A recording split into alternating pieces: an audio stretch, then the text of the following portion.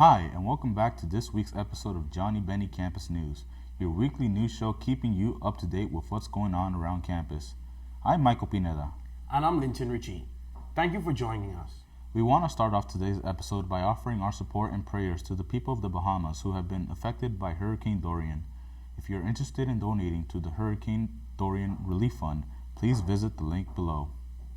Students can also purchase a chai latte from the SJU or the Perk, and the proceeds will be given to the hurricane relief. Tonight is the Chinese Mid-Autumn Festival, hosted by the China Cross-Cultural Communication Club.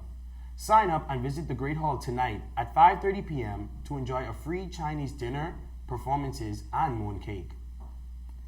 Also tonight, JSC is hosting Plant Your Roots as part of the Welcome Fest 2019. Students are invited to plant succulents and paint pots in Alumni Hall at 9 p.m. On Saturday, Fine Arts Programming welcomes Niels Berg 100 Years of Broadway.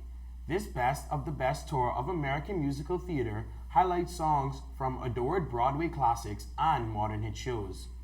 The night also includes a Singing with the Broadway Stars competition. The winners will be featured on stage. Tickets can be bought online or at the box office. The show starts at 7:30 in the Escher Auditorium at CSB. Next week is ETL Week, a week dedicated to raising awareness about the documentary filmmaking group Extending the Link. Reporter Maya Christensen sat down with the ETL co-directors to learn more about the documentary crew. ETL is short for Extending the Link. We are a student-run documentary team that shares stories about undertold social justice issues through the power of film. We make powerful stories and we share them with our campus, and we try to engage our community to think globally and act locally. Annually, Extending the Link chooses a team of 6 people to go internationally to help film this undertold social justice issue. And through that international component, we capture video and we hear the stories of local people. And then when we come back to school and we compare it to the people right here in our community, we're able to tell them our well-rounded story. Last year, our story focused on conflict and identity, and we sought to share the stories of refugees both in our community and those moving from Somalia to Germany.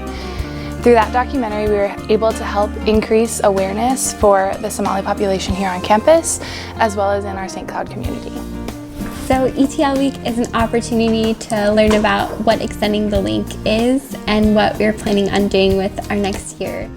We'll be premiering this year's topic for Extending the Link on Monday, September 16th. But if you can't wait until then, come to Milk and Honey Ciders on September 15th from 4 to 6, and you can watch our past year's documentary and catch this year's secret topic.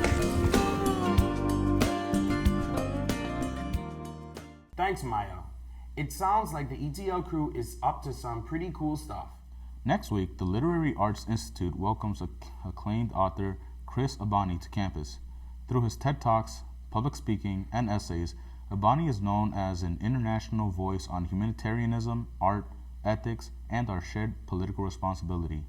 On Tuesday, September 17th at 7 p.m. in Gretzky Family Theater, Abani will be doing a public reading and talk about stories of struggle and stories of hope.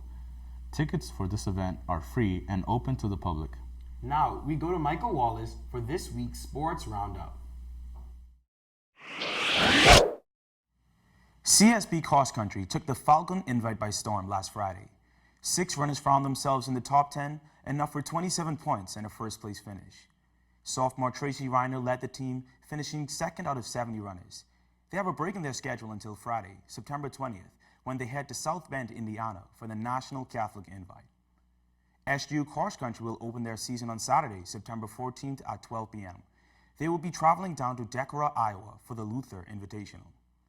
SJU football fell to number 4 in the nation, even after taking a 14-7 win at UW Stout.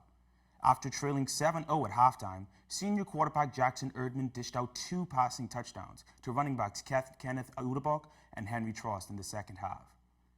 The defense stepped up with 7 sacks and a key interception late in the game by senior corner Chris Harris. A bye this week will provide them with the time to prepare for the home opener against Gustavus Adolphus on September 21st.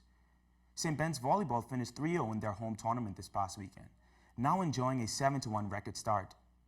This weekend, UW River Falls will host a tournament as CSB will play 2 games on Friday, September the 13th, followed by 2 more games on Saturday, September the 14th. Johnnie Soccer has started off to a hot start at 3-0 now after a 5-2 win against Northwestern. Senior Ben Becker led the team with a hat-trick. The Johnnies will be hosting Loras for a 5 p.m. match on Friday, September 13th at the CSB Soccer Field. CSB Soccer is looking to turn things around in a pair of upcoming games they have this weekend. The games kick off on Friday, September 13th against Loras College, and then on Saturday they will head to EU Clare to play Bull Golds at 3 p.m. That's all for this week's Sports Roundup. I'm Michael Wallace. Let's go back to the desk. Thanks, Michael. That's all for this week's episode of Johnnie Bennie Campus News. I'm Michael Pineda. And I'm Linton Ritchie. Thank you for joining us, and we will see you next week.